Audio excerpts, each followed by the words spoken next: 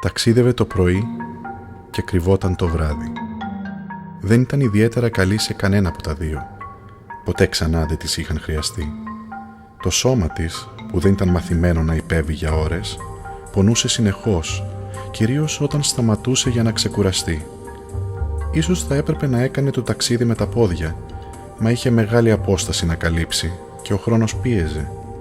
Άλλωστε, ούτε στην πεζοπορία ήταν συνηθισμένη.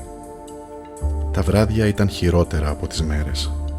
Καθόταν για ώρες ακίνητη μέσα στο σκοτάδι και αφουγκραζόταν. Δεν αναγνώριζε κανέναν από τους νυχτερινούς ήχου της υπαίθρου και το παραμικρό σούρσιμο την τρόμαζε.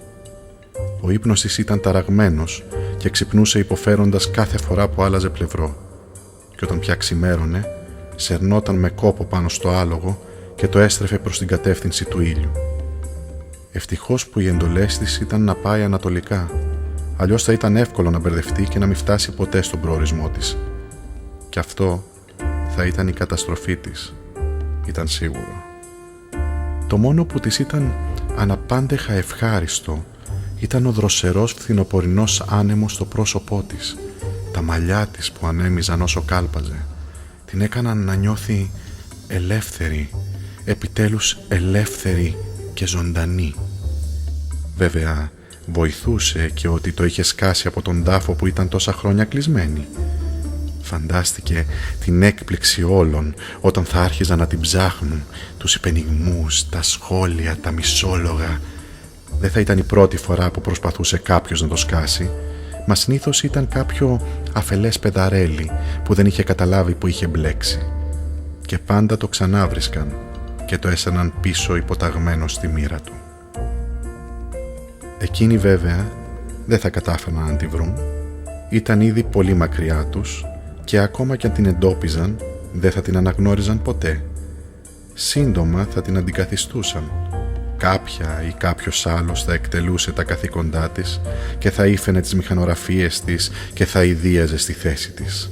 Κάποια ή κάποιος άλλος θα ζούσε τη μόνη ζωή που ήξερε από τότε που θυμόταν τον εαυτό της. Μα για την ίδια αυτό το κεφάλαιο είχε κλείσει οριστικά. Μετά από τόσα χρόνια ασφικτικής ασφάλειας ήταν επιτέλους ελεύθερη να κινδυνέψει στον κόσμο, να βγει νικήτρια, να λάμψει, να δείξει τη δύναμη, την ομορφιά της, να υπηρετεί τον αφέντη. Σταμάτησε απότομα το άλογο κόντρα στο νοτιά που φυσούσε. Χάιδεψε το πρόσωπο και το κορμί της αργά με απέραντη απόλαυση. Σκύρτησε μέσα από το βαρύ φουστάνι που φορούσε και ο πόνος από την πολύ ωραία υπασία καταλάγιασε. Ήταν ένα παραπάνω φορτίο, μια συνεχής έγνοια το να κρατάει μόνιμα τη μορφή της πάλευκης. Και ήταν άδικο που έπρεπε να κοπιάζει για να μπορεί να είναι ο πραγματικός εαυτός της. Μα δεν θα γινόταν ποτέ πια μελανή. Δεν θα γινόταν ποτέ καμία άλλη. Μπροστά της ορθώνονταν τα φαγωμένα βουνά. Μπορούσε κιόλας να διακρίνει τις πιο μεγάλες από τις εκατοντάδες σπηλιές που ανοίγονταν στην επιφάνειά τους. Έμοιαζαν τόσο εύθραυστα και ταυτόχρονα τόσο τρομερά και επιβλητικά, σαν μια πανέμορφη και επικίνδυνη γυναίκα. Σαν την ίδια.